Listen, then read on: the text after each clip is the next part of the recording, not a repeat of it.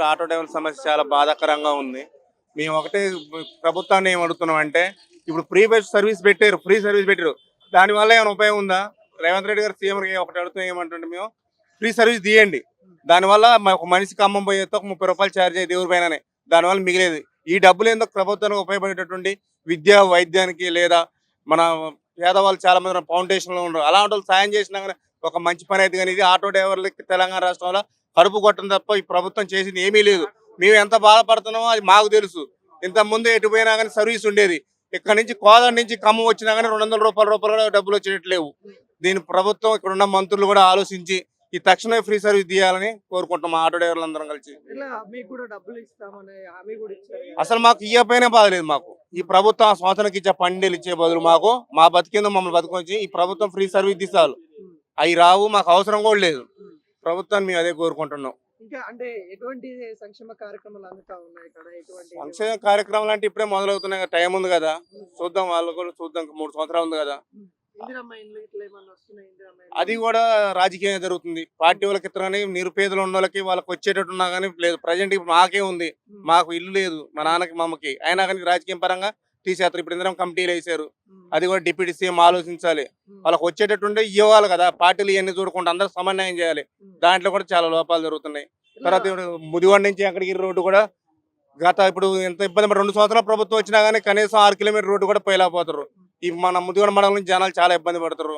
Deputy CM గారి తాలూకా మీరంతా అంటే ఆయన నియోజకవర్గ ప్రజలం కాబట్టి ఎట్లా అంటే ఆయన అందుబాటులో ఉంటారా, వస్తారా, మాట్లాడతారా ప్రజలతో? సరే, ఆయన వరకు చేసుకుంటే వస్తూనే ఉండు. కాకపోతే ఇంకా డెవలప్ కావాలి. మెయిన్ ఇక్కడ ముదిగొండ నుంచి అంగడికి రోడ్డు చాలా ఇబ్బంది పడుతున్నాం. ఒకసారి మీరు కూడా చూడండి. వర్షాకాలం వస్తే నడిచే 2 వీలర్ కూడా పోయే పరిస్థితి లేదు. డిప్యూటీ సీఎం కింద ఎవరైనా పెత్తనం అంటే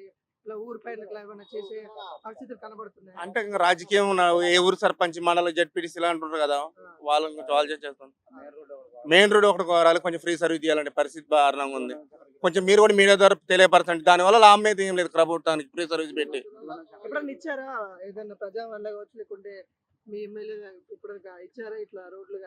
అసలు రావట్లేదండి. అసలు ధర్నా మన సిపిఎం వాళ్ళు చేశారు, పోరాడారు. అది ఒక రోజు చేశారు, ఆటో రోడ్డు గురించి రోడ్డు ధర్నా చేశారు. కానీ ఇంకా తర్వాత ఏమీ లేదు. మీ ఎమ్మెల్యే కూడా డిప్యూటీ సీఎం హోదాలో ఉన్నారు. ఇంతవరకు డెవలప్ అవుతుంది, ఎట్లా ఉంది మన మధ్య నియోజకవర్గం? ఏం లేదు, ఆటో వాళ్ళు బతుకులు మరీ ఘోరం. ఆటో వాళ్ళు ఇవాళ రేపు బయటకు వెళ్ళే పరిస్థితి కాదు. ఏదో ఫైనాన్స్ మీద నడుపుకున్నాం కానీ ఆ ఫైనాన్స్ కూడా వెళ్ళాక చాలా ఇబ్బందులు పడతాం. ఆడవాళ్ళందరూ బస్సులు ఎక్కుతున్నారు, ఆడలతో పాటు మగవాళ్ళు ఎక్కుతున్నారు. ఆటో వాళ్ళకి వెళ్ళి కనీసం చూసే పరిస్థితి కూడా కాదు. అలా చేసిన గవర్నమెంట్ ఏం కోరుకుంటారు మీరు? ఫ్రీ బస్ తీసేయని కోరుకుంటారు. అమౌంట్ కూడా ఇస్తామన్న మాట ఇచ్చారు. అమౌంట్ ఇచ్చేటట్టు ఏం లేడు ఆయన. గవర్నమెంట్ ఇస్తామన్న ఆడలకే ఇవ్వలేదు. ఇంత మట్టికి 2500 రూపాయలు వేస్తున్నాను గవర్నమెంట్. ఇంత మట్టికి మహిళకు ఒక్క మహిళకి వేసినట్టు లేదు. కేసీఆర్ పరిపాలన బాగుందా? ఇప్పుడు కేసీఆర్దే బాగుంది. అంటే ఆయన మొత్తం అప్పుల పాలు చేసినాను అంటే సరే, ఆయన ఏం చేసిండో మాకైతే లేదు. ఆటో వాళ్ళ జోలికి రాలేదండి. కనీసం ఆటో వాళ్ళు ఒక పోలీసులు కూడా ఎవరు ఆపలేదు. ఇప్పుడు చూస్తే ఏడ చూసినా రాస్తున్నారు.